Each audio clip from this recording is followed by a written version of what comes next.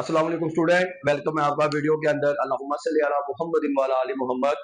Student, अब हम शुरू करते हैं क्वेश्चन नंबर 2 एक्सरसाइज 1.1 का। मैं इधर लिख भी देता हूँ एक्सरसाइज 1.1 का क्वेश्चन नंबर 2 स्टार्ट करते हैं। उसके दो पार्ट हैं। इससे पहले हम क्वेश्चन नंबर 1 को अच्छे तरीके से कंप्लीट कर चुके हैं।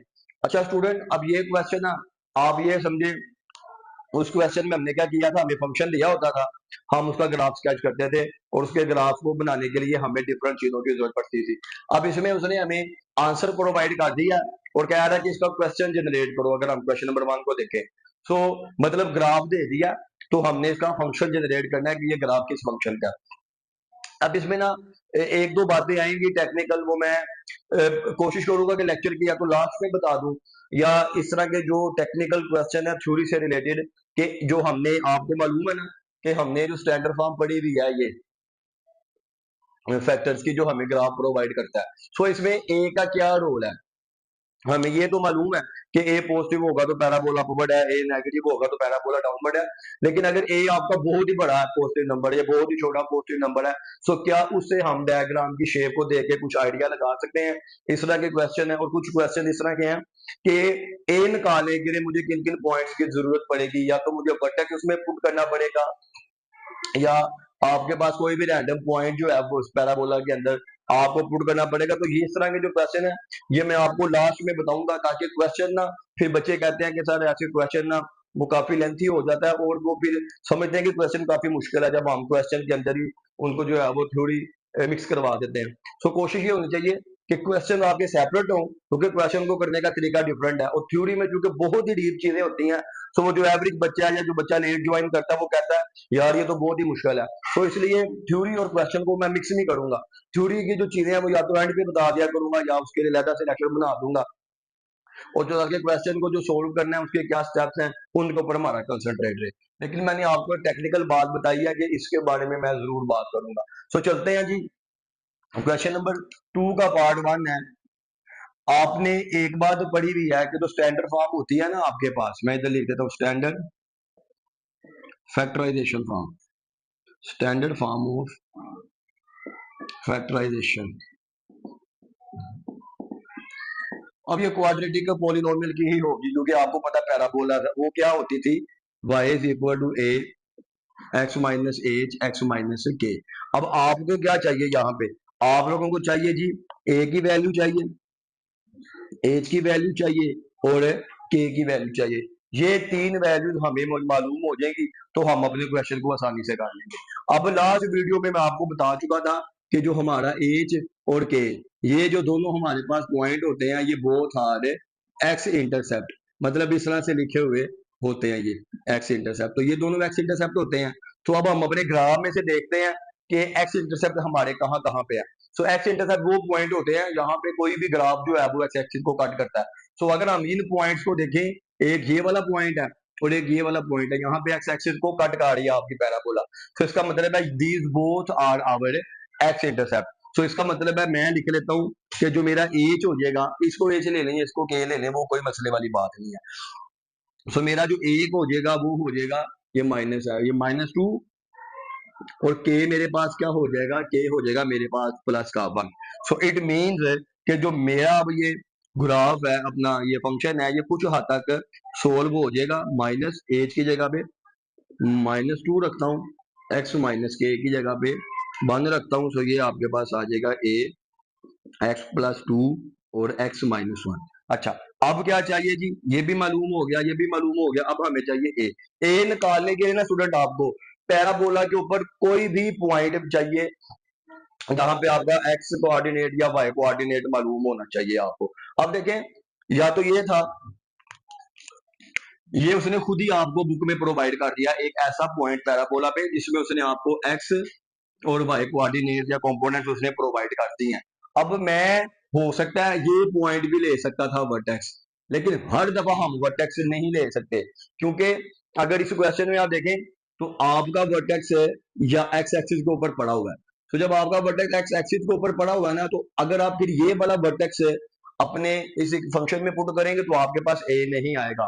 तो आपने क्या करना है, कोई भी पैराबोला पे रैंडम पॉइंट ले लेना जहां पे आपको एक्स कोऑर्डिनेट और वाई कोऑर्डिनेट देखें।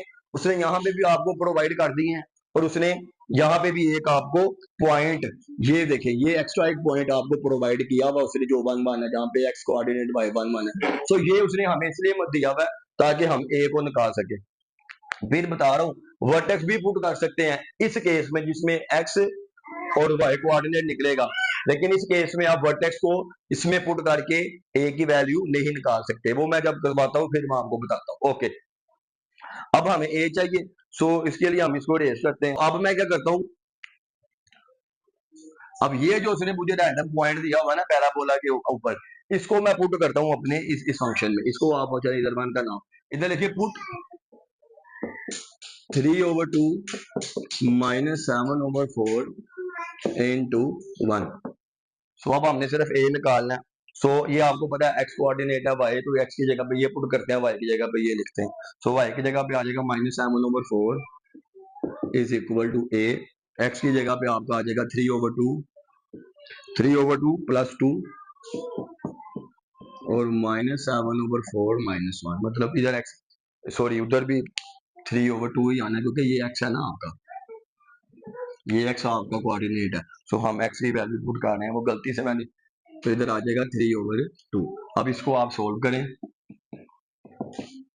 ये आपके पास आ जाएगा 7/2, ये आपके पास आ जाएगा -1/2, ये जब आप सॉरी +1/2, और ये हो जाएगा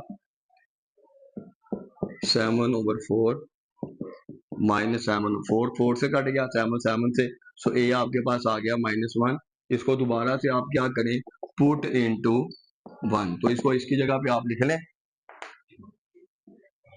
y इज इक्वल टू ए की जगह पे -1 x प्लस 2, ऐसे ही क्योंकि हमने स्टैंडर्ड फॉर्म बनानी है ना, तो इधर x -1 है वैसे ही।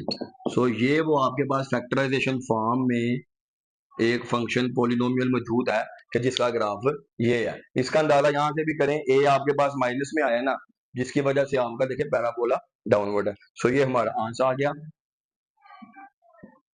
अब हम इसका पार्ट 2 करते हैं। ओके, जब इसका पार्ट 2 करते हैं, अब इस पार्ट टू में करने वाली बात कोई भी नहीं है, जस्ट इसको सोल्व करते हैं। तो जैसा कि आपको पता है स्टैंडर्ड फॉर्म जो है आपके पास, स्टैंडर्ड फॉर्म है आपके पास y is equal to a x minus h x minus k. इसमें एच और के आपको अभी बताया कि आपके पास एक्स और वाई इंटरसेप्ट होते हैं। अब देखें आपका जो एक्स इंटरसेप्ट है वो है ही नहीं, एक तरह से देखा जाए या देखा जाए तो एक ही आपका इंटरसेप्ट है जहां पे वो 2 पे टच करके गुजर है। सो इसका मतलब ये है कि आपका एच और के यहाँ पे कंसाइड करके सेम बन गए। मैं अगर इसको देखूं ना, तो मैं इसको ये एक्चुअली इंटरसेप्ट वाली फॉर्म है ही नहीं। इंटरसेप्ट वाली फॉर्म का मतलब ये होता है स्टूडेंट के कट करना ना, ये आपके पास एक्स इंटरसेप्ट मौजूद है, लेकिन अगर ये पैराबोला आपके एक्स एक्सिस को सिर्फ टच कर रही है, then it mean this is not the intercept, ये आपका इंटरसेप्ट नहीं होता। जैसे वो सर्कल में हमने पढ़ा हुआ है कि सेकंड लाइन क्या होती है, सेकंड लाइन ऐसी लाइन होती है जो सर्कमफेरेंस को 2 पॉइंट पे काटती है, और कोड क्या होती है जो सर्कल को 2 पॉइंट पे कट अपना मिलाती है। तो ये मिला रही है, ये कट करके गुजर रही है, और इंटरसेप्ट का भी मतलब ये होता है कि जहां पे एक्स एक्सिस को काटे। तो यहाँ पे एक्चुअली काट नहीं रही, लेकिन चूंकि अब अबुको वाले ने हमें कहा है कि एच और के आपके इंटरसेप्ट हैं, तो मतलब हम फिर यहाँ पे यही पॉइंट को कंसीडर कर रहे हैं कि ये एज एक्स इंटरसेप्ट है, और देखा जाए तो यहाँ पे एक ही है। तो जब इस तरह का केस आता है ना आपके पास, जहां पे आपका इंटरसेप्ट मिल जाता है, ये अगर आपका एच है और ये अगर आपका के है, अब ये दोनों कंसाइड करके मतलब एच भी के पास आ गया और फर्ज करें के भी एच के पास आ रहा है, तो इसका मतलब है ये दोनों एक ही पॉइंट पे मिलेंगे, जो कि पॉइंट आपका ये बन जाएगा। तो इसका मतलब है ये ऐसे केसेस में आपका एच और के आपस में इक्वल होता है। सो अगर आपका एच और के इक्वल है, अगर आपका एच और के इक्वल है, तो इसका ये मतलब है, बाकी सवाल देख के आपको अंदाजा हो जाएगा। अगर आपने अगर सवाल को सोल्व करना है तो आप देखें कि एक्स एक्सिस के एक ही पॉइंट पे ये टच कर रहा है, तो इसका मतलब है यहाँ पे आप लिखें एच इज इक्वल टू के, क्योंकि हमारा एच और के इक्वल है। सो जो आपके पास स्टैंडर्ड फॉर्म है ये कन्वर्ट हो जाएगी किसमें, आप के की जगह पे भी एच लिखेंगे ना, सो ये बन जाएगी एक्स माइनस एच का स्क्वायर। अब ये आपके पास एक तरह से फॉर्म बन गई।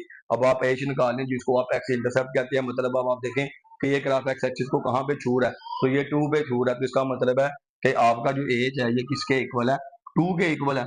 सो आपका फंक्शन कुछ इस तरह से आ जाएगा, माइनस ये वाला और एच की जगह पे ये वैल्यू।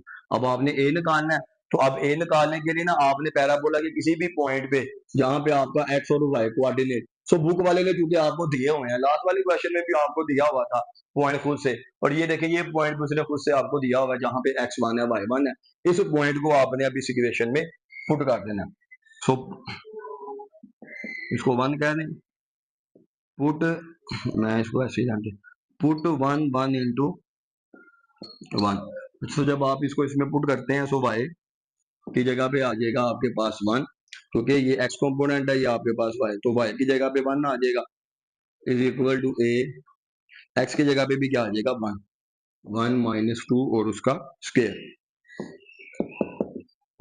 माइनस वन का स्क्वायर। अब आपको पता है ये प्लस वन हो जाएगा, और ये ए आपके पास आ गया, इसको दोबारा से आप वन में पुट करेंगे।